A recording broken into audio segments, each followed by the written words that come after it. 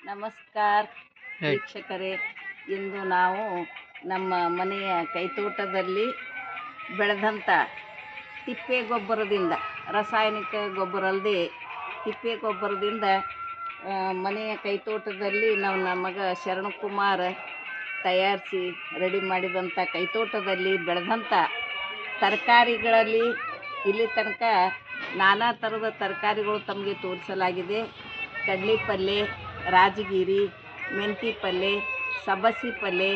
ಇವತ್ತು ನಾನು ಈ ಹೊಸ ತರಕಾರಿ ಬಗ್ಗೆ ತಿಳಿಸ್ಕೊಡ್ತೀನಿ. ಅದು ಯಾವುದಂದರೆ ಹುಳಿಚಿಕ್ಕಿ ಪಲ್ಯ. ಚಿಕ್ಕಿ ಪಲ್ಯನೂ ಅಂತಾರೆ ಅದಕ್ಕೆ, ಹುಳಿಚಿಕ್ಕಿ ಪಲ್ಯ. ಈ ಪಲ್ಯ ಭಾಳ ರುಚಿಕರ ಆಗಿರ್ತದೆ. ಇದು ತಿನ್ಲಿಕ್ಕೂ, ಊಟ ಮಾಡಲಿಕ್ಕೆ 1 ರೊಟ್ಟಿ ಉಣೋರು 2 ರೊಟ್ಟಿ ಊಟ ಮಾಡ್ತಾರೆ. ಚಿಕ್ಕಿ ಪಲ್ಯ ಯಾವ ರೀತಿ ನಮ್ಮ ಕೈತೋಟದಲ್ಲಿ ಬೆಳೆತದ ಅನ್ನೋದು ನೋಡಿ.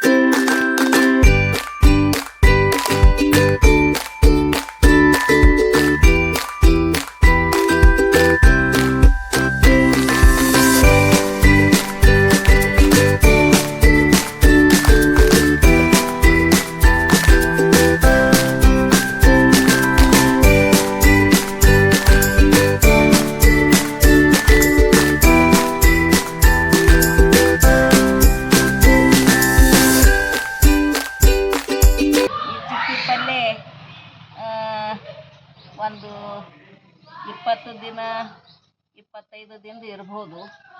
ಇದು ಎಲ್ಲ ಹಾಕಲಿಕ್ಕೆಲ್ಲ ನನ್ನ ಮಗನೇ ಸ್ವತಃ ತಿಪ್ಪೆ ಗೊಬ್ಬರ ತಂದು ರೊಕ್ಕ ಕೊಟ್ಟು ಒಂದು ಟ್ಯಾಕ್ಟರ್ ತಿಪ್ಪೆ ಗೊಬ್ಬರ ತರಿಸಿ ಇಟ್ಟಿದ್ದಾನ.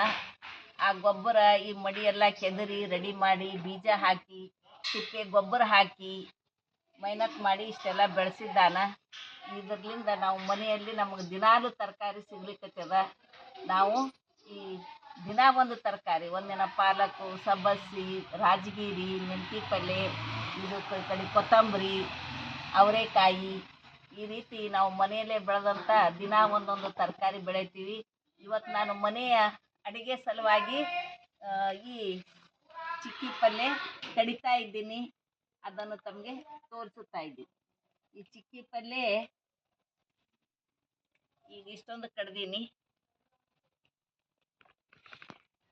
ಇಲ್ಲಿನೂ ಐತಿ 2 ಮರ ತುಂಬ ಚಿಕ್ಕಿ ಪಲ್ಯ ರೆಡಿಯಾಗಿವೆ. ಈ ಚಿಕ್ಕಿ ಪಲ್ಯ ನಮಗೆ 2-3 ದಿನ ತನೂ ಆಗುತ್ತೆ. ಈ ಚಿಕ್ಕಿ ಪಲ್ಯ ಕಡ್ದಂಥ ಚಿಕ್ಕಿ ಪಲ್ಯ ತಾವು ನೋಡ್ತಾ ಇದ್ದೀರಿ. ಇದು ನಿಮಗೆ ಇಷ್ಟವಾದರೆ ಲೈಕ್ ಮಾಡಿ, ಸಬ್ಸ್ಕ್ರೈಬ್ ಮಾಡಿ, ಶೇರ್ ಮಾಡಿ.